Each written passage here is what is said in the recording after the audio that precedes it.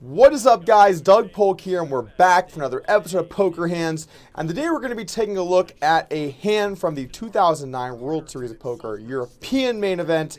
And man, this is a crazy hand. Let's check it out. Andy Black with ace-7 makes the call. Now Alex Kravchenko in the small blind with ace-queen, and he will come along.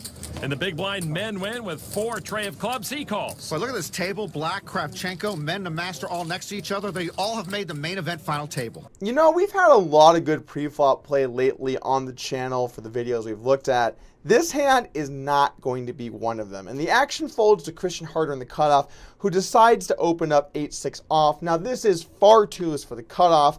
I wouldn't mind mixing that into my button strategy, but come on, man. There's 3 players left. They could be pretty aggressive against you. Now, maybe he's raising this up because he thinks the big blind's a weak player, but you still don't want to be raising hands this bad. Now on the button, Andy Black has a decision to make with ace-7, and while calling is kind of okay, he's in position, I'm not really that big of a fan of it. He's dominated by a lot of stronger aces, and additionally now if he gets squeezed, he's going to be in an extremely tough spot and probably just have to fold. I think if he wants to play this hand, he needs to come in for a 3-bet facing this open. Now to the small blind, he wakes up with ace-queen, and he has a clearest ace squeeze, which he decides to not take for whatever reason, allowing both 8-6 off and ace-7 off a chance to outflop him. And really, guys, ace-queen in the small blind facing a cutoff open and a button call is a monster. You need a 3-bet and start to get some value with your strong hand. Also, you knock the big blind out, which is a pretty big advantage. Now over to the big blind, and Win looks down at 4-3 suited, and this hand can either call or 3-bet. I wouldn't mind seeing 3-bet with this hand from time to time to try and take down all of the money currently in the middle.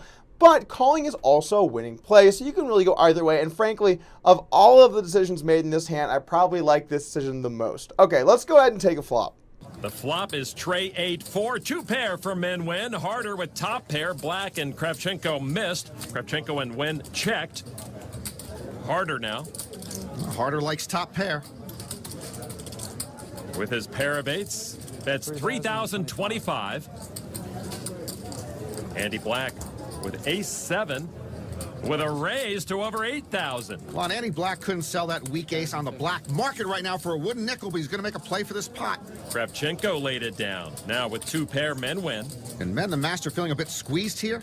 He's got to like those 2 pair, but he's looking at a bet and a raise in front of him. He shows us, and then he folds. He's disgusted he had to lay that down.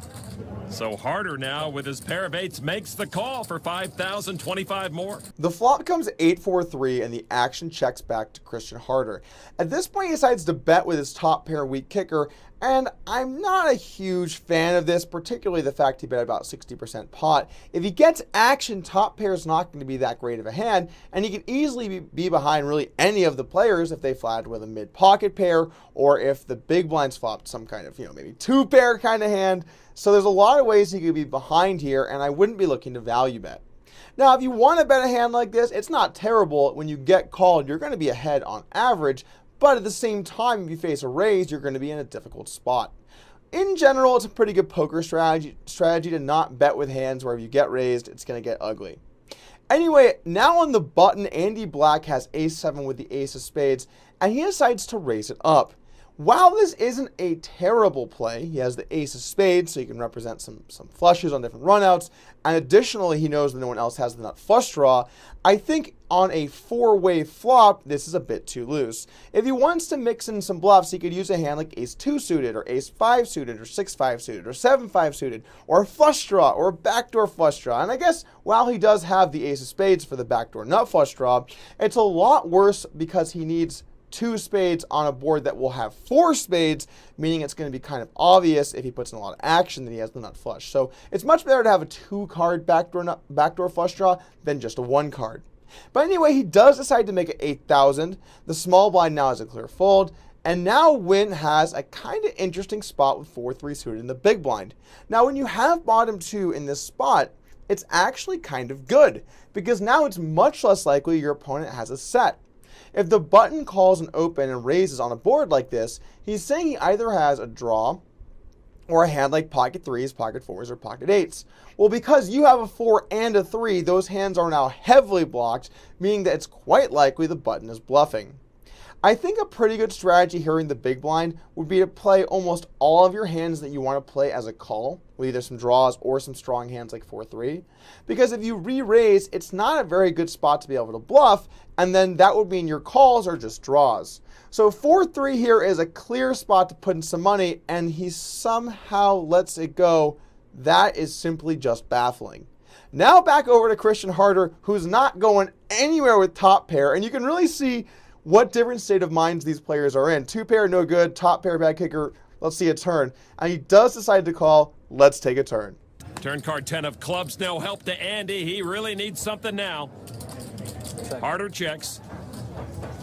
And Andy again is going to try to stay in control of this pot. Yeah, he'll bet with that weak ace, 15,005. That's the second bullet Black has fired in his bluff to the high heels mission.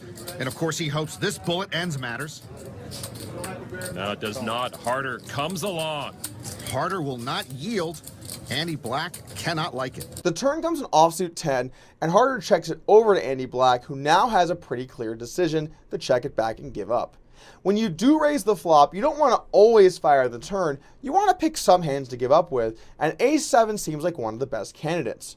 Really, anything else is going to have a lot more equity against your opponent's range if you had like a hand like a straight draw or a flush draw, or even 2 overcards instead of just 1. These are all better hands to bluff with than ace-7. In fact, it's hard to think of many hands that could even possibly be worse to bluff with than ace-7 here. However, he does decide to fire out about 15,000, and the action's back over to Harder. Now, this is one of the reasons why I'm not a big fan of betting 8-6 on the flop. It's going to get really dicey on a bunch of different runouts, and this is going to eventually become a difficult spot. While calling here on the turn seems good, you're going to have to be able to play some rivers, and there's going to be a lot of tough spots for you. So I wouldn't mind seeing him let go here on the turn. Now, if he does have some reads on the way his opponent is playing, it can be a little more reasonable to call, but you do want to have a few hands fold the turn after you call the flop, or else your opponent can exploit you by value betting you mercilessly. Harder does decide to call here though, and let's take a river. Two very determined poker players see a 9 of spades on the river that misses Black. Harder's 2 8s are best, and he checks again, and Andy Black moves all in. My goodness. The river comes a 9 of spades, and Harder cannot be excited about that because now straights and flushes have gotten there, other than a couple of low straight draws like 6-5 suited or maybe 7-5 suited. So Harder checks over, and now Andy Black, if he's gonna bluff anywhere, it's gotta be the river. You have a blocker to the nut flush, a blocker to some straights, although that's not that relevant because his opponent's not gonna have a straight draw very often. But you have some reasonably good blockers, and frankly, if you're gonna fire the turn and get this river, it's time to go for it. So he jams, and now the action's back over to Harder. To be honest with you, I think this is a pretty easy fold. You can have tons of better hands, some flushes, some sets, some overpairs with a spade, a lot of other hands to call that are better than 8-6. But there might be some chance that he thinks Andy Black is just fucking with him, and if that's the case, he might want to put his foot down. In general, I would shy away from trying to make calls like this because at the end of the day, your range is going to have a bunch of good hands and it's going to be protected. But let's see what happens. Black intent on bluffing off all his chips, but frankly, I don't see how Harder can call here with those naked 8s. And Harder doesn't have Black covered by that much. This is for almost all his chips. Andy knows that. That's probably why he's willing to risk it all with this bluff right here. I call. He calls. Good call. Called. And that will be the end of Andy Black's tournament. What a call, and what a monumental blow-up again for Andy Black. Good call. Wow. It all came down to Harder's read on Black, who showed no weakness on any street. And Men the Master wants to see what Andy Black was playing. Come on. And he seems more upset than Andy Black, who's just been busted. Wynn gets really angry after the hand, and it's kind of hard to blame him when he realizes how weak both of his opponent's holdings were.